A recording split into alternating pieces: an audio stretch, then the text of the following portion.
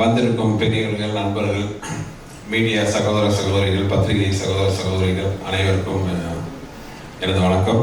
அப்புறம் படத்தில் எனக்கு தோளோடு தோல்னு பணியாற்றிய என்னோட crew plus artist Tamannaah, Raashi Khanna, சர்லாமா, யோகி, விடிவி, ஜெயபிரகாஷ் சார், சந்தோஷ், எல்லாருக்கும் என்னுடைய நன்றிகளும் வணக்கங்களும். அரண்மனை 4 இது வந்து 4வது தடவையாக அந்த ஃப்ரான்ச்சைஸ் வச்சுட்டு அவங்க முன்னாடி உட்காந்து வந்திருக்கேன். இது ஸ்பீச் கிட்டத்தட்ட பார்த்தீங்கன்னா 3 பாட்டு நான் பார்க்கும்போது கிட்டத்தட்ட எல்லாமே ஒரே மாதிரி தான் இருக்கும். ஏன்னா இந்த அரண்மனைங்கிறத நான் வந்து எதுவுமே ஃபர்ஸ்ட் பார்ட் பண்ணும்போது நான் பிளான் பண்ணவே இல்லை. இந்த அரண்மனை வந்து ஒரு 4வது ஃப்ரான்ச்சைஸ் வரைக்கும் போகும் அப்படின்ட்டு. ஏன்னா அரண்மனை 2 முடிவு பண்ணது ஃபர்ஸ்ட்டு, 3 டிசைட் பண்ணது செகண்ட் பார்ட். அந்த மாதிரி இப்போ 4th வந்து வரதுக்கு காரணமே அதோட 3வது பகுதியோட வெற்றி தான். இன்னொன்று, அரண்மனை நான் எந்த படமே வந்து இது ஓகே படம் ப்ரீவியஸ் படம் ஜெயிச்சிருச்சு, இதை நம்ம கேஷ் பண்ணிக்கலாம், இமீடியட்டாக ஒரு படம் ஆரம்பிக்கலாம்னு என்றைக்குமே யோசிச்சது இல்லை. ஏன்னா அது வந்து ஒரு சக்ஸஸ்ஃபுல் ஃப்ரான்ச்சைஸ். இன்னும் சொல்ல போனால் என்னுடைய டைரக்டர் கேரியருக்கு ஒரு ஆணிவேர் மாதிரி சொல்லலாம். ஸோ எப்பவுமே அந்த படத்தை வந்து நான் என்னன்னா ஒரு நல்ல நாட் கிடைச்சா மட்டுமே தான் அதை தொற்றுக்கிற வழியை ஓகே இதை நம்ம பண்ணுவோம், கேஷ் பண்ணுவோம்ன்ற என்றைக்குமே நினைச்சதில்லை. ஏன்னா அந்த படத்துக்கான எதிர்பார்ப்பாகட்டும், ஆடியன்ஸ்ட்டு அதுக்கு அதோட எக்ஸ்பெக்டேஷன் எல்லாமே ஒரு வேற லெவலில் இருக்கும். ஸோ என்றைக்குமே பார்த்தீங்கன்னா அதை நான் ரொம்ப சேஃப் சூழல் தான் போயிட்டு இருந்தேன். ஏன்னா அரண்மனைங்கிறது வந்து எனக்கு ரொம்ப ரொம்ப என்னோட கேரியரில், என் லைஃப்பில் ஒரு முக்கியமான அங்கம். ஸோ நல்ல எனக்கு கான்ஃபிடென்ட்டான நல்ல ஒரு இன்ட்ரெஸ்டான ஒரு ஐடியா கிடைக்கிற வரைக்கும் அந்த படத்தில் இது வரைக்கும் தொட்டதே இல்லை. இந்த அரண்மனை 4 கூட அப்படி தான் ஆரம்பித்தோம். எப்படின்னா திடீர்னு என்னோட கோர் ரைட்டர்ஸ் நரு, கீர்த்தி வந்து ஒரு நாள் இன்ட்ரெஸ்டிங்கான ஒரு விஷயம் சொன்னாங்க. வேற படத்துக்கான டிஸ்கஷன் இருந்தபோது ஒரு பாக்குங்கிற ஒரு விஷயம், ஏன்னா அது பெரிய ஒரு ஹிஸ்டரியா வரணும்.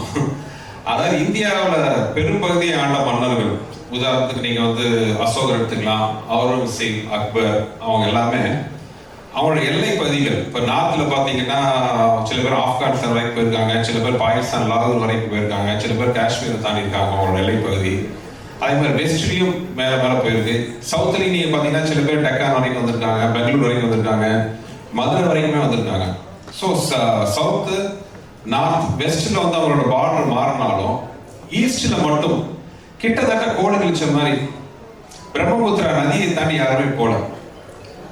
அதுக்கு வரலாற்று ரீதியாக வந்து வெவ்வேறு காரணங்கள் சொல்றாங்க. அங்கே ஒரு வீரமான ராஜ பரம்பரை இருந்துச்சு, இல்லை ஒரு கொரில்லா படைகள் நிறைய இருந்துச்சு, இல்லை ஒரு புவியியல் ரீதியா ஒரு ஜியாகிரபிக்கலா பார்த்தீங்கன்னா நிறைய அடர்ந்த காடுகள், மலைகள்லாம் இருந்ததுனால அதை தாண்டி இவங்க போக முடியலங்கிற மாதிரிலாம் வெவ்வேறு காரணங்கள். பட் நாங்கள் பேசும்போது அதை யோசிச்சோம். ஏன்னா ஒரு இமயமலையெல்லாம் தாண்டி வந்தவங்களால வந்து பிரம்மபுத்திரா நதியை தாண்டிக்கிற காடுகளை தாண்ட முடியாதா? அதே மாதிரி எத்தனையோ பெரிய பெரிய வீரர்கள்லாம் வந்து ஜெயிச்சவங்க வந்து அங்க இருக்கிற பர்டிகுலர் சோல்ஜர்ஸ், அது கொரில்லா படையா இருக்கட்டும், ராஜ பரம்பரையா இருக்கட்டும், அவங்கள ஜெயிக்க முடியாதா? இந்த மாதிரி கொஞ்சம் கேள்விகள்லாம் எங்களுக்கு எழுந்துச்சு. அப்போ வந்து 4வதா இன்னொரு காரணமும் வந்து அங்க பேசிக்கிறாங்க. பொதுவா என்னன்னா இவங்க அந்த எல்லையை தாண்டாததுக்கு காரணம் அங்க இருக்கிற வீரர்களோ இல்ல இப்போ ஜியாகிரபிக்கல் ரீதியாக இருக்கிற மற்ற விஷயங்களுக்கு மீறி அவங்க அந்த எல்லையை தாண்டாததுக்கு காரணம் பயம் அப்படின்னு ஒரு அங்க இருக்கிற சில சாதவர்கள் வந்து இன்னும் சொல்லிட்டு இருக்காங்க. அது என்ன பயம்னா பேய் பயம். அந்த இப்போ நீங்க பாத்தீங்கன்னா அந்த பிரம்மபுத்திரா நதியை தாண்டி நிறைய அந்த பழங்கதைகள், அந்த ஃபோக்லோர்னு சொல்லுவாங்க, அந்த மாதிரி நிறைய பழங்கதைகளை உலவிட்டு இருக்கு. அதுல ஒரு இன்ட்ரெஸ்டிங்கான ஒரு கேரக்டர் தான் அன்னைக்கு எங்க டிஸ்கஷன்ல அவங்க சொன்னாங்க. அந்த தகவல் பாக் அப்படின்ட்டு ஒரு விஷயம். இன்னும் வந்து அந்த பாக்கை பத்தி பயப்படுற மாதிரி நிறைய கதைகள்லாம் உலாவுது. அந்த பாக் நீர்நிலையில இருக்கும், யாராச்சும் போனாங்களா அவங்களை அடிச்சுட்டு அவங்க உருவத்தை எடுத்துட்டு அவங்க வீட்டுக்கு போய் அங்க இருக்கிறவங்களாம் கூட்டு வந்து அவங்களை அடிச்சுட்டு இருக்கிற மாதிரி நிறைய அதை சுத்தி கதைகள்லாம் உலாவுச்சு. அந்த பாக்கை அடிமைப்படுத்திட்டா அது நினைச்சதெல்லாம் சாதிக்கலாம், அடிமைப்படுத்த போய் அதனால செத்தவங்க பல பேர் இருக்காங்கலாம் நிறைய கதைகள். இதை கேட்கும்போது எனக்கு ஒரு இன்ட்ரெஸ்டிங்கா இருந்துச்சு. ஸோ இதுவே வந்து அரண்மனை 4க்கு ஒரு ஆரம்ப புள்ளியா அமைச்சது. ரொம்ப இன்ட்ரெஸ்டிங்கா இருந்துச்சு. ஏன்னா அரண்மனை இது வரைக்கும் 1, 2, 3 எல்லாம் பாத்தீங்கன்னா வந்து அந்த ஒரு பர்சனல் வெஞ்சன்ஸ் வச்சு தான் அந்த கதையை எல்லாம் இது வரைக்கும் மூவ் பண்ணிருக்கோம். அப்படி இல்லாம இந்த மாதிரி ஒரு இன்ட்ரெஸ்டிங்கான ஒரு விஷயங்கள் நம்ம படத்துல கொண்டு வந்தா ரொம்ப நல்லா இருக்குன்னு தோணுச்சு. அப்படி ஆரம்பிச்சதுதான் அரண்மனை 4. இருந்தாலும் எனக்குள்ள ஒரு அப்போ நான் வேற ஒரு படம் ஒர்க் போயிட்டு இருந்துச்சு. ஸோ மனசுக்குள்ள ஒரு ஆஸ்லேஷன் அரண்மனை 4 ஸ்கிரிப்ட் ஒர்க்ல உட்காரலாமா? ஏன்னா ஒன்ஸ் அந்த ஒரு ஐடியான்னு வந்தோன்னா பார்த்தீங்கன்னா ஒரு எம்டி இடத்துல தண்ணி விட்டு அந்த கடற்கரை நிரம்பும். அந்த மாதிரி ஒரு இன்ட்ரெஸ்டிங்கான ஒரு ஐடியா கிடைச்சிச்சுன்னா உடனே நமக்கு என்ன ஆகும்னா ஒரு பரபரப்பும் உடனே அந்த ஸ்கிரிப்டை பண்ணணுமேட்டு. அப்படிதான் வந்து ஸ்கிரிப்ட் ஒர்க் ஒர்க்கும் போயிட்டு இருந்தாலும் சின்ன ஆஸ்லேஷன் ஏற்கனவே கமிட்டான அந்த படம் ஒர்க் ஆரம்பிக்கலாமா இதை ஆரம்பிக்கலாமான்ட்டு. அப்போ நான் ஒரு வேலையா பாம்பேக்கு போறேன். போகும்போது ஃப்ளைட்ல என் கூட வந்து ஒரு 8th or 9th படிக்கிற ஒரு சின்ன பொண்ணு வந்தாங்க அவங்க பேரண்ட்ஸோட. அந்த பொண்ணு ஃப்ளைட்டு ஃபுல்லா என்கிட்ட விடாம கேட்டுட்டு இருக்கிற ஒரு விஷயம், அரண்மனை அடுத்தது எப்போ, அரண்மனை எப்போ அடுத்ததுன்ட்டு. அதே மாதிரி அதை முடிச்சுட்டு நான் சாயங்காலம் நைட்டு ஃப்ளைட்ல வரேன். அதே மாதிரி இன்னொரு பொண்ணு ஒரு 9th or 10th படிக்கும். அவங்க அப்பா அம்மா கூட வந்து நான் கடைசி பஸ்ல ஏறுறேன். அந்த பஸ்ல ஏறிட்டு சார் உங்க பஸ் தான் ஏறணும் வெயிட் பண்ணிட்டு இருக்கா அப்படின்ட்டு என்னமானா இல்லை நான் அரண்மனை ஃபேனு, எப்போ நீங்க அரண்மனை ஆரம்பிக்கிறீங்க அங்கிள் அங்கிள் கேட்டுச்சு. நான் வந்து இது எனக்கு வந்து ஒரு சைன் மாதிரி தெரிஞ்சுது. நானே குழப்பத்தில் இருந்தேன், இந்த படமா அந்த படமானு. அப்போ எனக்கு ஒரு கிளியரா வந்து ஒரு முடிவு எடுத்தேன். அந்த குழந்தைகிட்டே சொன்னேன், நான் அரண்மனை 4 எடுக்க போறோமா, நீ எல்லாத்தையும் சொல்லு, இந்த படம் நான் எடுக்கிறது உனக்காக அப்படின்னு சொன்னேன். அந்த பொண்ணு எங்கேயாச்சும் பார்த்துட்டுச்சுன்னா தேங்க்ஸ்மா உனக்கு வாக்கு கொடுத்த மாதிரி அரண்மனை 4 ரெடியா இருக்கு, நீ பார்த்துட்டு உன் கருத்தை சொல்லணும். ஸோ அரண்மனை ஸ்கிரிப்ட் முடிச்சாலும் எனக்கு அதில் 2 முக்கியமான விஷயம். அதுக்கான ப்ரொடக்ஷன் பார்த்தீங்கன்னா எனக்கு என்னுடைய மதிப்புக்குரிய என்னுடைய மூத்த அண்ணன் ஏசி சண்முகம் சார், அப்புறம் ஏசிஎஸ் அருண் தம்பி, அவங்க 2 பேரும் இது மாதிரி ஐடியா சொன்னா முதல்ல கதையை கேட்க மாட்டேன்ட்டாங்க. ஏன்னா அவங்க வச்சிருக்க எம்எல்ஏ வச்சிருக்க நம்பிக்கை எப்படி, என்ன கதையெல்லாம் கேட்டு நம்ம பண்ணுவோம். இல்லை நான் கதை சொல்றேன்ட்டு என் கேரியர்ல இப்படி ஒரு கதை எந்த ப்ரொடியூசரும் கேட்டதில்லை. ஏன்னா கதை சொல்லி 5 நிமிஷத்துல அருண் நிறுத்திட்டாரு. இல்லை நிறுத்துங்க, நீங்க ஃபுல் கதையை சொன்னா எனக்கு படம் பார்க்க இன்ட்ரெஸ்ட் இருக்காதுன்ட்டு. இந்த மாதிரி எல்லா ப்ரொடியூசரும் டைரக்டர் சொல்றா எவ்வளவு சந்தோஷமா இருக்கும்னு நினைச்சேன். ஸோ படம் இன்னும் பார்க்கல, தம்பி பார்க்கல, பார்த்து அவெல்லாம் நல்லபடியா சொல்லுவாங்க, பிடிச்சிருக்கணும், நான் பிடிக்கும் நம்புறேன். ஏன்னா இந்த படத்துல வந்து இது வரைக்கும் அந்த அரண்மனையோட ஒரு பிரம்மாண்டமான பொருள் செலவு, பிரம்மாண்டமான விஷுவல்ஸ், சிஜி எல்லாமே ரொம்ப பிரம்மாண்டமா இருக்கும். அதுக்கு வந்து இந்த மாதிரி ஒரு நல்ல ப்ரொடக்ஷன் ப்ரொடியூசர்ஸ் கிடைக்கலன்னா வந்து என்ன மாதிரி இயக்குநர்கள் வந்து அது பண்றது முடியாத காரியம். நான் என்ன பண்ணாலும் உங்க சுதந்திரம். அவங்க இது வரைக்கும் இந்த நிமிஷம் வரைக்கும் இந்த ப்ரோக்ராம் ஃபங்க்ஷன் வரைக்கும் அவங்களுக்கு ஒரு விஷயம் என்கிட்ட கேட்டதில்லை. தேங்க்ஸ் தம்பி, அப்பாவுக்கு என்னுடைய நன்றி. அப்புறம் இந்த படத்துக்கு மிகப்பெரிய பில்லராக இருந்தால் எனக்கு சப்போர்ட் பண்ண மதன் சார், அவர் இல்லைன்னா வந்து இந்த ஃபங்க்ஷனே இந்த அளவுக்கு இந்த மாதிரி பெருசாக நடந்திருக்காது. So thanks Madan sir. அப்புறம் ஸ்கிரிப்டை ஆரம்பித்தோம். எனக்கு இருந்த ஒரு மிகப்பெரிய ஃபர்ஸ்ட் பெரிய ஒரு சவால் என்னன்னா படத்தோட முக்கியமான, ஏன்னா படம் வந்து ஃபீமேல் சென்ட்ரிக், எல்லா அரண்மனையிலையும் பார்த்தீங்கன்னா 2 ஹீரோயின் இருப்பாங்க, ஃபீமேல் ஓரியன்ட். பெரிய சவாலாக முதல்ல இருந்தது வந்து இந்த ஹீரோயின் கேரக்டர்ல யார் வர போறாங்க, 2 ஹீரோயின்ல ஒரு ஹீரோயின். ஏன்னா வழக்கமான ஹீரோயின் கேரக்டர் அது கிடையாது, ரொம்ப சவாலான கேரக்டர், ரொம்ப பெர்ஃபார்மன்ஸ் ஓரியன்ட். அப்புறம் அந்த கேரக்டருக்கு பெரிய சவால் என்னன்னா அந்த கேரக்டர் பார்க்கும்போது பயமும் வரணும், பரிதாபமும் வரணும். It should be more, it should be scary at the same time, it should be very sentimental at the same time. அப்புறம் இன்னொரு விஷயம் என்னன்னா அந்த கேரக்டர் குழந்தைக்கு ஒரு அம்மா. இந்த மாதிரி ஒரு விஷயத்துக்கு ஒரு சவாலான கேரக்டர் அம்மாவா நடிக்கிறதுக்குன்னா எந்த ஹீரோயினும் வந்து கொஞ்சம் யோசிப்பாங்க. ஆனா தமிழ்நாட்டை கேட்டோன்னா முதல் வேலையா வந்து அவங்க லைன் கேட்டோன்னே she was so much interested.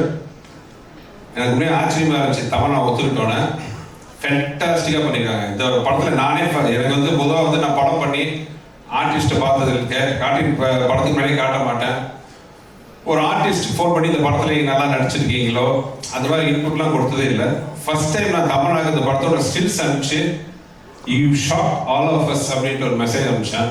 ஏன்னா படம் பார்த்து க்ரூவில் இருக்கிற டெக்னீஷியன்ஸ் வரைக்கும் எல்லாருமே வந்து ஆச்சரியப்பட்டது the other side of Tamannaah அப்படிங்கிறத பார்த்து. ஏன்னா ஆடியன்ஸ்க்கே வந்து இந்த தமன்னா புதுசாக இருப்பாங்க. தமன்னாவை கமர்ஷியல் ஹீரோவாக பார்த்துருக்கோம், ஃபைட்டிங் ஹீரோயினாக பார்த்துருக்கோம். பட் வந்து மோர் சென்டிமெண்டல் எமோஷனல் ஹீரோயினா பெர்ஃபார்மன்ஸ் ஓரியன்டாக பார்த்தது வந்து இந்த படம் தான். இன்னும் சொல்ல போனால் இப்போ நீங்கள் ஒரு சாங் பார்த்தீங்க, ஆக்சுவலாக வந்து அந்த சாங்கே நான் படத்துக்கு தூக்கலாமான்னு நான் யோசித்தேன் ஒரு செகண்டு. ஏன்னா அந்த படம் பார்க்கும்போது அந்த தமன்னாவோட கேரக்டர் இந்த இம்பாக்ட் இட்ஸ் கிரியேட்ஸ் நமக்குள்ள அவ்வளவுதான் இருந்துச்சு. ஸோ தமன்னா அப்படி ஒரு கிரியேட் இம்பாக்ட் பண்ணிட்டு எண்டில் வந்து டக்குன்னு ஒரு மாஸ் சாங் போடணுமான்னு யோசிச்சேன். அப்புறம் ராஷிக்கு நான் திட்டுவாங்கன்ட்டு அந்த சாங் அப்புறம் பண்ணிட்டேன். அந்த அளவுக்கு தமன்னாவோட கேரக்டர் அவ்வளோ அருமையாக இருந்துச்சு. தேங்க்ஸ் தமன்னா. ஏன்னா ரொம்ப கஷ்டப்படுத்துறோம் அவங்கள. ரோப்ல தொங்க வச்சு தரையில தரன்னு இழுத்து ரொம்ப ரொம்ப கஷ்டமான ஒரு பெர்ஃபார்மன்ஸ் பண்றதுக்கு ஒரு கஷ்டமான கேரக்டர் ஒரு ஆர்டிஸ்டா. ஏன்னா ஹீரோயினா பாத்தீங்கன்னா ஒரு நல்ல கம்ஃபர்ட் ஜோன்ல இருப்பாங்க நடிக்கிறது எல்லாமே. இந்த படத்துல கம்ஃபர்ட் ஜோனே கிடையாது. நோ மேக்கப், ஃபுல்லா ஆக்ஷன். அவங்க வந்து நின்னாலே ரோப்போட ரெடியா ஃபைட்டர்ஸ் நிற்பாங்க. எங்கேயுமே ஒரு இடத்துல அவங்க மொதல் சுழிச்சிருந்தா கூட நாங்களாம் அப்செட் ஆயிருப்போம். அப்படி இல்லாம அவ்வளவு இன்ட்ரெஸ்ட் எடுத்து பண்ணி இந்த கேரக்டருக்கு வந்து உயிர் கொடுத்துருக்காங்க.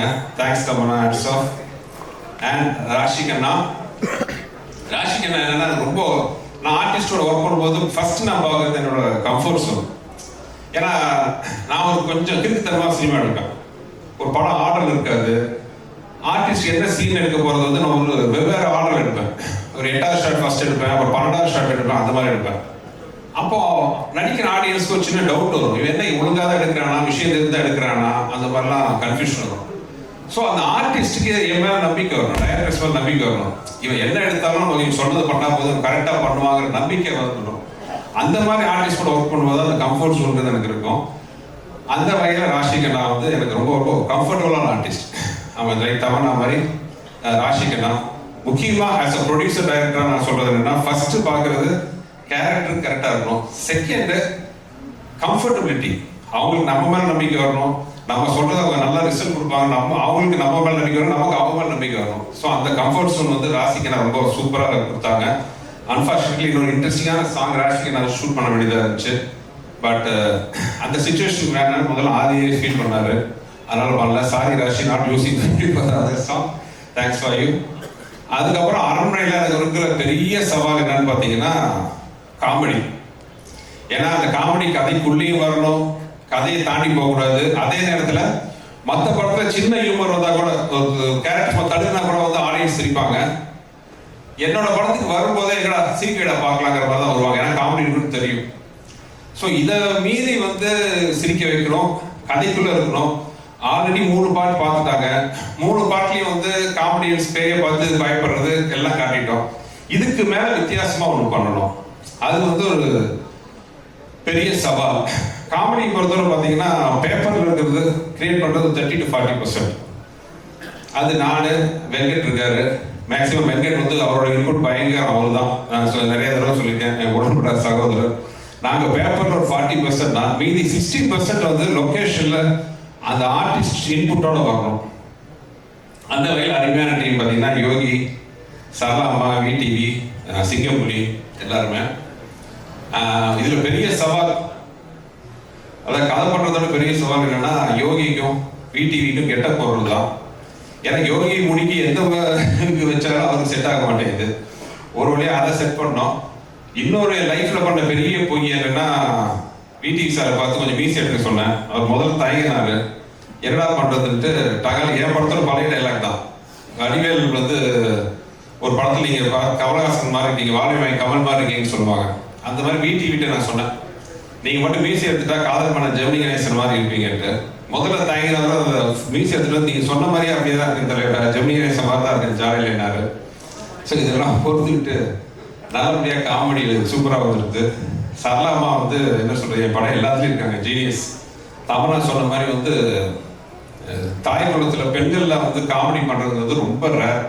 இத்தனை வருஷம் வந்து சர்வை பண்ணியிருக்காங்கன்னா அவங்களோட காமெடி சென்ஸ், அந்த டைமிங். இந்த படத்துல வந்து அவங்களோட விஷயம் மட்டும் தான் கண்ணடிப்பாங்க. பட் அந்த கண்ணடிக்கிறது சாதாரண விஷயம் இல்லை. அதோட டைமிங் அவ்வளோ சூப்பரா வந்து அதுவும் பண்ணியிருந்தாங்க. ஸோ மொத்தத்தில் வந்து அரண்மனை வந்து ரொம்ப மனசுக்கு ரொம்ப பிடிச்ச நிறைய வந்திருக்கு. ஒரு மிகப்பெரிய பிரம்மாண்டம். சிஜி, ஆர்ஆர், மியூசிக், சாங் ஆதி நல்லா பண்ணுவார், அதெல்லாம் தெரிஞ்ச விஷயம், அதெல்லாம் ஸ்பெஷலாக சொல்ல போகிறது இல்லை. பட் அந்த படத்தில் ஆர்ஆருக்கு நான் குறிப்பாக சொல்லணும். ஆதி ஜீவா 2 பேரும் பார்த்தீங்கன்னா வழக்கமாக ஆர்ஆருக்கு இந்த ஆர்ஆர் படத்தில் ஆர்ஆர் டெம்ப்ளேட், மியூசிக் டெம்ப்ளேட்னு ஒரு விஷயம் இருக்கு. அந்த ஸ்கேரி மூமெண்ட்ஸ், ஜம்ப் ஸ்கேர் வந்து அங்கே பேங்க் கொடுக்குறது, அந்த மாதிரி எல்லாம் இல்லாமல் ஒரு ஆர்ஆர்ல வேற மாதிரி பிளான் பண்ணியிருக்காங்க. பிரமாதமாக ரிசல்ட்டாக வந்திருக்கு. ஸோ இந்த படத்தில் ஒர்க் பண்ண சந்தோஷ், ஜெயபிரகாஷ் சார் எல்லாருக்கும் தேங்க்ஸ். இன்னும் நிறைய சொல்லணும், அது வெவ்வேறு அடுத்தடுத்த கட்டத்தில் சொல்கிறேன். இந்த மாதம் ஏப்ரல் வந்து அரண்மனை ஸ்க்ரீனிங் வருது. ஸோ உங்களுக்கு எல்லாம் பிடிக்கும் நம்புறேன். எல்லாம் பார்த்து ரசித்து ஆதரவு கொடுங்க. அப்புறம் கடைசியாக சொல்லேன்னா கோச்சிக்குவாங்க. எனக்கு பேக்ரவுண்ட் சப்போர்ட்டாக இருக்கிற என் ஒய்ஃப், அப்புறம் என் தயாரிப்பாளர் அருண் சார் இருக்கும், ஏசி சண்முக சாருக்கும் பேக்ரவுண்டாக அவங்களை என்ன நீங்கள் சந்தோஷமா வச்சிருக்கிற மகாலட்சுமி மேடம், லலிதா மேடம், எல்லாருக்கும் நன்றி கூறி விடைபெற்றுக் கொள்கிறேன். தேங்க்யூ. படத்துடைய கதை வந்து செட் இன் அசாம்ல. When you shoot, was this natural location, இல்லடி செட்டா? And உங்களுடைய CG is also impressive. Tell us about how much time you spent and the firms that were involved. இந்தியாவில் கொடுத்தீங்களா இல்லாட்டி was it done abroad? Yes sir. எனக்கு thanks for the question. இந்த விஷயத்தை நான் வந்து என் ஸ்பீச்சில் விட்டுட்டேன். ஸோ நீங்கள் கேட்டதுக்கு ரொம்ப தேங்க்ஸ். பாயிண்ட் நம்பர் 1 வந்து நீங்கள் சொன்ன மாதிரி this folklore was based in Assam, but the story is not based in Assam. So அது ஒரு கதையில் வச்சுன்னு ஒரு இன்ட்ரெஸ்டிங்கான ஒரு நாட்டாக இருக்கும் அந்த விஷயம். ஸோ நீங்கள் கேட்ட கேள்வி படத்தில் ஒரு கரெக்டான பதில் இருக்கு ஒன்று.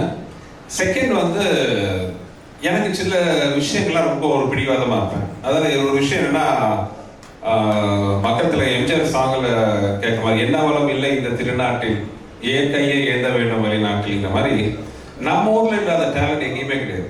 நீங்கள் பார்த்தீங்கன்னா நிறைய ஃபாரின் ஹாலிவுட் மூவிஸ் எல்லாம் கூட பார்த்தீங்கன்னா இங்கே தான் சிஜி ஒரு கொடுத்து பண்ணுறாங்க. ஆனால் கம்பெனிஸ் பேர்லாம் அவங்க மேலே தான் வருது. இந்த படம் முழுக்க இருக்கிறன்னா ஒரு விஷயம் ரொம்ப உறுதியாக இருந்தேன். இந்த படத்தில் பண்ணுற சிஜி ஃபுல்லாகவே நம்ம ஊரில் தான், நம்ம ஊர் டெக்னீஷியன் வச்சு பண்ணதில் ரொம்ப குறியாக இருந்தேன். படம் பார்த்து நிறைய பேர் என்ன கேட்டாங்க, நீங்கள் கேட்ட நீங்கள் பார்க்காம கேட்டீங்க, நான் பார்த்தவங்க கூட சில பேர் கேட்டாங்க எந்த கண்ட்ரியில் பண்ணீங்க, எந்த கம்பெனியில் பண்ணீங்க. இது முழுக்க நான் சென்னையில் தான் நம்ம ஊர் டெக்னீஷியன்ஸ் பண்ணேன்.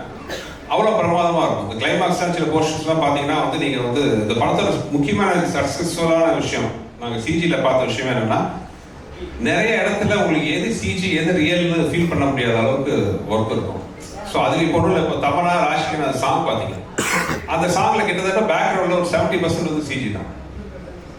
ஸோ அதுதான் அதில் படத்தில் பெரிய ப்ளஸ் பாயிண்ட். மறுபடியும் அதே தான் சொல்கிறேன், என்ன வளம் இல்லை இந்த திருநாட்டில் மாதிரி நம்ம ஊரில் இருக்கிற மாதிரி டேலண்ட் எங்கேயுமே கிடையாது. ஸோ நம்ம ஊர் டேலண்ட் வச்சு வந்து we can give such a wonderful result. Sundar sir, Yogi Babu sir இன்னைக்கு பாலிவுட்லேருந்து கோலிவுட் வரைக்கும் பிஸியான ஆர்டிஸ்ட். அவரை வச்சு எப்படி ஷூட் பண்ணீங்க? எத்தனை நாள் கால் ஷீட்டு? அவர் எப்படி பர்ஃபார்மன்ஸ் படத்தில் அவரோடது? யோகி பரிதாபமா என்கிட்ட மாட்டிட்டு இருக்காரு. யோகியை பொறுத்தவரை என்ன, யோகி நான் டேட் கேட்க மாட்டேன், சொல்லுவேன். யோகி அடுத்த மாதம் 12ஆம் தேதி 12ஆம் தேதி வரைக்கும் வந்துட்டு யோகி அப்படின்னா, அவர் ஏதோ போன ஜென்மத்தில் என்கிட்ட கடன் பட்டாரா என்னன்னு தெரியல. எந்த ஷூட்டிங்காக இருந்தாலும் கஷ்டப்பட்டு அட்ஜஸ்ட் பண்ணிட்டு வந்துடுவார். இப்போ கூட வந்து அடுத்த ஒரு படம் பண்ண போகிறோம். இப்போ தான் இங்கே தான் பேசிட்டு இருந்தேன், யோகி இத்தனாம் தேதி ஆரம்பிக்கிறோம் அப்படின்ட்டு. ஐயோ முடியாது, கஷ்டம், அந்த ஷூட்டிங்லாம் பதிலே இருக்கு, அந்த வார்த்தையில். சரி சார், எந்தீங்க சார், வரணும் சார், வந்துடுறேன் சார், இவ்வளோதான். ஸோ அது ஏதோ பூர்வ ஜென்மம் வந்த மாதிரி ஆகி போச்சு ரெண்டு இருக்கும்.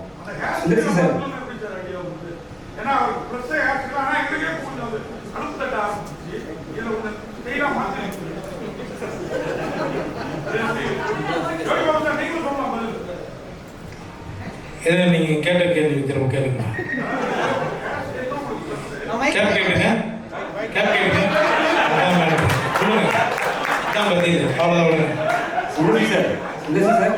நீங்கள் அரண்மனை இங்கே ஸ்டேட் அரண்மனை 4 எப்பவுமே வந்து அரண்மனைனாலே 2 ஹீரோயின் கூட வந்து கண்டிப்பாக வந்து குஷ்ணு மேடம் இருப்பாங்க. ஏன் கம்பல்சரி அவங்க வராங்களா, இல்லை வந்து நீங்கள் எடுத்துக்கிறீங்களா, இல்லை வந்து தான் அவங்கன்றாங்களா, சண்டை போடுறாங்க? அது ஒரு அரண்மனை அதான் அவருக்கு முன்னாடி பெரிய சவால் என்னன்னா, நான் ஏற்கனவே சொன்னதுதான். நான் முதல் தடவை வந்து ரஜினி சார் படம் பண்ணுறதுக்கு முன்னாடி அப்போ வந்து நான் நினச்சிருந்தேன் மனசில் இருக்கிறதுலே ஈஸி வந்து ரஜினி சார் வச்சு படம் பண்ணுறது தான். ஏன்னா ஒரு 4 ஃபைட் வேணும், கமர்ஷியல் விஷயம்லாம் வரணும், படம் பண்ணிடலாம் அப்படின்னு யோசிச்சுட்டு இருப்பேன். பட் ரஜினி சார் படம் கமிட் பண்ணி நான் பண்ணும்போது தான் தெரிஞ்சுது அது எவ்வளோ கஷ்டம்னு. ஏன்னா ரஜினி சார் வச்சுட்டு அவர் ஃபார்முலா தாண்டி வெளியில் வர முடியாது. ஆனால் அதே மாதிரி பண்ணாமல் இன்னும் கொஞ்சம் பெருசாக பிரமாண்டம் அவர் பண்ண மாதிரி பண்ணணும், ஆனால் வேற மாதிரி பண்ணணும். இது வந்து ஒரு பெரிய சவால், ரொம்ப கஷ்டப்பட்டோம். அதே தான் அரண்மனை சீரீஸும். அரண்மனை சீரீஸில் பார்த்தீங்கன்னா மக்கள் எதிர்பார்க்குற விஷயம்லாம் நிறைய இருக்குது, அதெல்லாம் இருக்கணும். ஆனால் அவங்க எதிர்பார்க்கறதுக்கு மேலே இருக்கணும், ஒரு மாதிரி இருக்கணும், ஆனால் ஒரே மாதிரி இருக்கக்கூடாது. அந்த ஒரு மாதிரி இருக்கிற விஷயத்தில் முக்கியமான விஷயம் என் ஒய்ஃபும் கூட ஒரு சென்டிமெண்ட்டாக வந்து இன்னொன்று அவங்க என்னோட படத்தில் கெஸ்டோட நடிச்ச படம், என் படம் ஹீரோ நடிச்ச படமாகட்டும், கெஸ்டோட நடிச்ச படம் எல்லாமே வந்து நல்லா வெற்றி பெற்றிருக்கு. ஸோ அதுவும் ஒரு வீட்டில் சொல்லி பயன்படுத்துவாங்க. ஸோ இதெல்லாம் ஒரு முக்கியமான காரணம். ஒரு கம்ஃபர்ட், ஒரு அண்டர்ஸ்டாண்டிங், ஒரு நம்பிக்கை ரொம்ப ரொம்ப முக்கியம். அண்ட் சார் கூட actually I think he's one person நான் ரொம்ப கான்ஃபிடென்ட்டாக சொல்ல முடியும் that even if I don't here the script I know that sir ஒரு நல்லா படம் எடுப்பாங்க, அதில் ஒரு நல்ல மெசேஜ் இருக்கும், ஆனால் ஒரு என்டர்டெய்னிங் ஃபார்மேட்டில் இருக்கும். And I think that has been my core reason for being in the movies. நீங்கள் எந்த விஷயம் சொன்னாலும் அது என்டர்டெய்னிங் இல்லைன்னா அது ஆடியன்ஸ்க்கு கரெக்டாக சேர முடியாது. So I think he is somebody who understands if you want to actually tell a good story, how to make it entertaining, but also say something with it. So definitely it was Sundar C sir. I mean, it was very easy to make a story. Miss Tamanna, you are right here at the back. Hello. Ma'am, apparently when the director spoke, he said that you were when you had to go through a difficult schedule because this was a very challenging role, and that you would have to do a lot of stunts in this film. So, did you actually undergo any particular training? How did you handle the challenge? I think there is a lot of physicality in the film, but it's not what usually comes under the understanding of stunts. It's more the challenge here was more emotional for sure. Sir kurta character na புரிஞ்சுக்கிறதுக்கு எனக்கு time படிச்சு, and I think that was very important that I should understand the character properly before I play it, and I just gave it my best and gave it a piece of my heart. So but I'm very thankful to Sundar C sir for giving me this opportunity, because I'm sure this is definitely going to be my best. Yogi Babu sir Yogi sir சொல்லுங்க sir. Sundar C sir படத்துல Goundamani நடிச்சாரு, Vadivel sir நடிச்சாரு, Santhanam, நீங்க 4வது தலைமுறையா நடிக்கிறீங்க. ஆனா இப்போ உள்ள சமீப கால படங்கள்லாம் நாங்க தியேட்டர்ல சிரிச்சே ரொம்ப நாள் ஆயிட்டு. அவர் படம்லாம் விழுந்து சிரிப்போம், வயிறு வலிக்க சிரிப்போம். தியேட்டர்ல காமெடி இல்ல, டிராக்டும் இல்ல, ரொம்ப மைனஸ் ஆயிடுச்சு. அதுக்கு என்ன சென்சார்ல நீங்க கொஞ்சம் ஹெல்ப் பண்ணுங்க போயிட்டு. ஏன்னா கவுண்டமணி சார் ஒரு நேரத்தில் வந்து கோவிட் தலையா அந்த தலையா இந்த தலையா சொன்னார், எல்லாம் சிரிச்சோம். இப்போ டேனால அது சென்சார்ன்றாங்க, அதை நீங்கள் முதல்ல கரெக்ட் பண்ணிட்டு வந்தீங்கன்னா கரெக்டாக. தேங்க்யூ. சுந்தர் சி சார், பேய் படத்துல பெரும்பாலும் உலக லெவல்ல கிளாமரே இருக்காது. ஆனா உங்க படத்துல பார்த்தீங்கன்னா இந்த பேய் படத்துல கண்டிப்பா எல்லா படத்தும் ஒரு கவர்ச்சி இருக்கு. இந்த ஃபார்முலாவை நீங்க எங்க கண்டுபிடிச்சீங்க? மீனாட்சி, ஃபர்ஸ்ட் இந்த பாட்டெல்லாம் இருக்கா இருக்குன்னு கேட்கறது நீங்க தான். மைக்க பிடிச்சிட்டு இல்ல அரண்மனை வந்து நான் ஆசை ஃபர்ஸ்ட் எடுக்க பிளான் பண்ணது என்னன்னா, வழக்கமா ஆரம்ப படம்னா என்ன இருக்கும், ஒரு பாலடைஞ்ச பங்களா, டார்க், ஒரு பயப்படுத்துற மாதிரி ஒரு அழகா பேய் நினைக்கிற பயம். நான் இந்த formula I want to break it. அரண்மனைனா ஏன் பேய் படம்னா ஒரு கலர்ஃபுல்லா இருக்கக்கூடாதா, கிராண்டியரா இருக்கக்கூடாதா, நல்லா அழகான ஃபேஸஸ் இருக்கக்கூடாதா, அந்த பேய வர அந்த ஆர்டிஸ்ட் அவங்களே அழகா இருக்கக்கூடாதா, இதெல்லாம் தான் காரணம். இன்னொன்று, என்னோட படங்கள் பேசிக்கா அழகியல். அது படத்தில் இருக்கிற ஹீரோவாகட்டும், ஹீரோயின் ஆகட்டும், கேரக்டர் ஆகட்டும், ஹியூமர் ஆர்டிஸ்ட் ஆகட்டும், யாரா இருந்தாலும் அவங்க எல்லாருமே அழகா இருக்கணும் தான் ஆசைப்படுவேன். யாரையுமே அது ஒரு கோமாளித்தனமா ட்ரெஸ் பண்றதோ அசிங்கப்படுத்துறதோ எனக்கு பிடிக்காது. என்னோட படம் வந்து சார்ட் ஆஃப் ஒரு அழகான ப்ராஜெக்டா இருக்கணும்னு ஆசைப்படுறேன். அப்படி இருக்கும்போது ஆட்டோமேட்டிக்கா அந்த சாங் வர்றது it's a natural thing. Yogi Babu sir மாதிரியே இப்போ பாதியும் விடவே மாட்டேங்கிறீங்க. அவரு போக மாட்டேங்கிறாரா இல்ல நீங்க விட மாட்டேங்கிறீங்களா சுந்தர் சி சார்? நல்லா இருக்குது காம்பினேஷன். 2 பேரும் ஒன்னா இருந்தாலே என்னங்க பிரச்சனை? அதனாலதான் கேட்கறாரு உங்க வாயில இல்ல. இப்ப தமனா, ராஷிகண்ணா, யோகி, விடிவி எல்லாருமே நான் கண்டிப்பா படம் பண்றேன். நீங்க இந்த ஸ்டேஜ்ல இருக்கிற எல்லாருமே பாத்தீங்கன்னா எனக்கு தெரிஞ்சு சந்தோஷ் பிரதாப் மட்டும் தான் இப்போ ஃபர்ஸ்ட் டைம் வந்திருக்காரு. இனி அவரும் பாத்தீங்கன்னா எல்லா இடத்துலயும் வருவார். எனக்கு அந்த கம்ஃபர்ட் ஜோனுங்கிறது ரொம்ப பிடிக்கும். என்ன புரிஞ்சுக்கிட்ட ஆர்டிஸ்ட் கூட, புரிஞ்சுக்கிட்ட டெக்னீஷியன்ஸ் கூட, இப்போ கேமராமேன் ஆகட்டும், என் கூட ஒர்க் பண்ற ப்ரொடக்ஷன்ல இருக்காரு பாலகோபி ஆகட்டும், மணி எல்லாருமே பாத்தீங்கன்னா பிகினிங்ல என் கூட ஒர்க் பண்றவங்க தான். So it's natural. விச்சு இருக்காரு, என் முதல் படத்துலயே என் கூட தான் இருக்காரு. So it's natural process. ஆமா, உங்களுக்கு தான் ஒரு கேள்வி. கவுண்டமணி சார் முதல் யோகி பாபு வரை உங்களுடைய இந்த காமெடி பயணம் எப்படி இருந்தது சொல்லுங்க, கொஞ்சம் குறிப்பிட்டு ஒவ்வொருத்தரையும். நான் ஆரம்பத்துலேருந்து இப்போ வரைக்கும் நானாக தான் இருக்கேன். என்ன மாத்துறது வந்து இயக்குனர்கள் கையில் இருக்கு. ஸோ அவங்க என்கிட்ட என்ன மாதிரி வேலைகள் வேணும்னு கேட்குறாங்களோ அதை அவங்களுக்கு பிடிச்ச மாதிரி நான் செய்கிறேன். அதுதான் அன்னையிலேருந்து இன்னைக்கு வரைக்கும் என்னுடைய ட்ராவலுக்கு ஒரு காரணம். மேல் ஆர்டிஸ்ட் பற்றி சொல்லுங்க, காமெடி நடிகர்கள் உங்க கூட நடிச்சவங்களை பற்றி. கவுண்டமணி சார் முதல் யோகி பாபு வரை எல்லாருமே டேலண்டட் பர்சன்ஸ். அதான் சொல்றேன், இப்போ காமெடியா வந்து சாதாரணமாக எல்லாரும் டக்குன்னு காமெடி ஆர்டிஸ்ட்னு சொல்லிட்டு வர முடியாது. அவங்களுக்கு தனி திறமைகள் இருந்தால் மட்டுமே தான் அவங்க வந்து மக்களுக்கு நடுவில் அவங்களுக்கு பிடிச்ச நடிகர்களாக வர முடியும். அப்படி இருக்கிற பட்சத்தில் கவுண்டமணி சார்லேருந்து இன்னைக்கு யோகி பாபு அவர் வரைக்குமே வந்து உங்களுக்கு பிடிச்சதுனால தான் இப்போ அவரை பற்றி எங்கிட்ட கேட்குறீங்க, சரியா? உங்கள் எல்லாருக்கும் அவரை பிடிக்குது இல்லையா? அப்போ அவர்கிட்ட ஏதோ ஒரு திறமைகள் இருக்குது. திறமைகள் எல்லாமே யாருமே வந்து காமெடி நடிகராக வர முடியும். அதுதான் நீங்கள் வந்து தேவி படத்தில் வந்து ஏற்கனவே இந்த மாதிரி ஒரு கேரக்டர் பண்ணியிருக்கீங்க. அதுலேருந்து இது எப்படி டிஃப்ரெண்ட்டாக இருக்கும்? தேவிக்கும் இந்த படத்துக்கும் கனெக்ஷனே கிடையாது actually. I think the genre is the same. It's a horror comedy. But அது தவிர கனெக்ஷனே கிடையாது. மேடம், பெங்கால் டைகர் 2 பேரும் சேர்ந்து பண்ணியிருக்கீங்க. ஸோ இந்த படத்துலையும் சேர்ந்து ஆக்ட் பண்ணியிருக்கீங்க. நீங்கள் ஸ்டேஜில் பேசும்போது சொல்லியிருந்தீங்க எனக்கு ரொம்ப கம்ஃபர்ட் ராஷி கண்ணா, ஸோ எல்லா விஷயத்தையும் ஷேர் பண்ண முடியும் அப்படின்னு. ஸோ வேறு இந்த செட்டில் வேறு யார்கிட்டும் நீங்கள் ஷேர் பண்ணாத விஷயங்கள் இருக்கா? அவங்க தான் ரொம்ப கம்ஃபர்ட்டாக இருந்தாங்களா?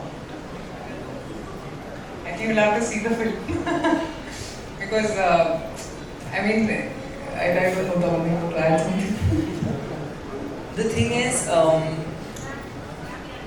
ராஷி நானும் கண்டிப்பா இந்த படத்துக்கு அப்புறம் நிறைய பேர் நமக்கு மெனி மோர் காம்பினேஷன் ஹீரோஸ்க்கு எப்படி காம்பினேஷன் இருக்கும் அந்த மாதிரி ஐ எம் ஹோப்பிங் இந்த படத்துக்கு அப்புறம் நாங்க 2 பேருக்கும் காம்பினேஷன் வச்சுக்கிட்டு இன்னும் நிறைய படங்கள் எடுப்பாங்க. Because I think the most important thing is both of us are very secure actors and ராஷியோட ஜர்னி நான் பார்த்துருக்கேன், ரொம்ப இன்ஸ்பைரிங்காக இருக்குது. ஏன்னா இந்த மேடையில் வந்து இவ்வளோ தமிழ் பேசுறது, இவ்வளோ அவங்களோட டெடிகேஷன், அவங்களோட ஃபிட்னஸ் பற்றி இருக்கலாம், அவங்களோட பேசுகிற டைலாக்ஸ் பற்றி இருக்கலாம், அந்த மாதிரி டெடிகேஷன் நான் பார்த்ததே இல்லை இந்த recent times. It matches her. Not even true. No. I think she's so much of her own, and I get inspired by her.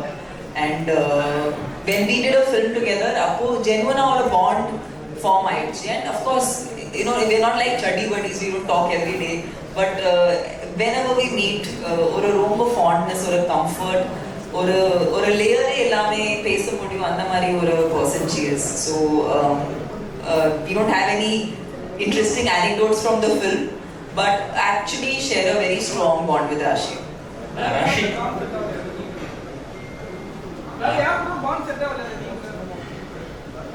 We were working, so there was no time for making bonds.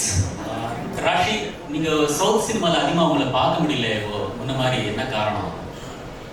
Actually, I've never planned where I want to work. I think content, wherever I get to do content or wherever I feel satisfied as an actor, I go there.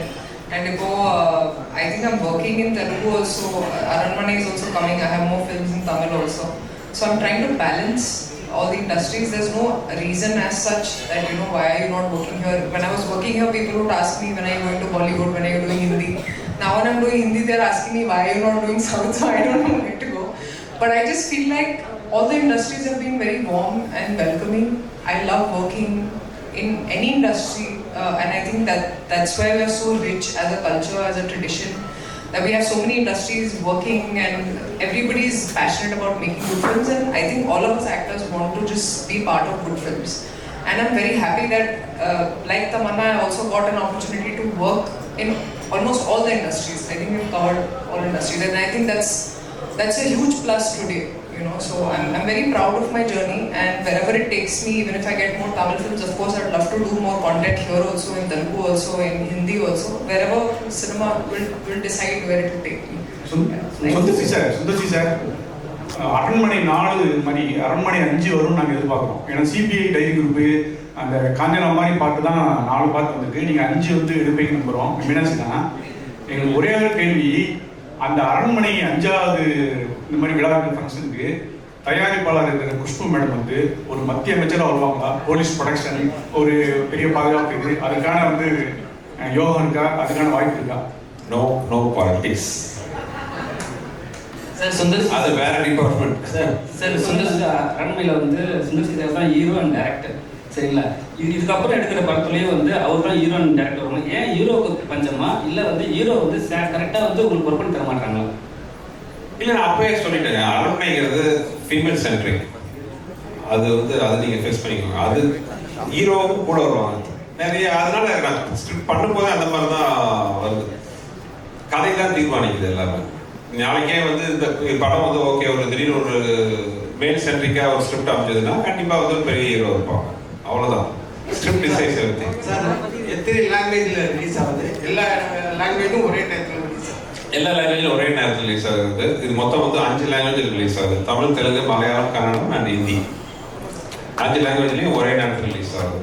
Director sir, அது மாதிரி நீங்க ஃபிளைட்ல போறப்பையும் ஒரு பெண் குழந்தை தான் கேட்டது, வரப்பையும் ஒரு பெண் குழந்தை தான் கேட்டதுன்னீங்க. ஆக்சுவலா இந்த மாதிரி படங்கள் வந்து குழந்தைங்க எல்லாருக்குமே பிடிக்கும். ஏன் எங்களை மாதிரி ஒரு சைல்டு வச்ச ஆண் குழந்தைங்க யாரும் கேட்கலையா அவங்கள்ட்ட படம் எப்போ போடுவீங்க? நான் அப்படி செட்டப் பண்ணல. போகும்போது பொண்ணு செட்டப் பண்ணிட்டு போகும்போது பொண்ணு வரும்போது ஆம்பளைட் வரும். இது ஒரிஜினலா நடந்த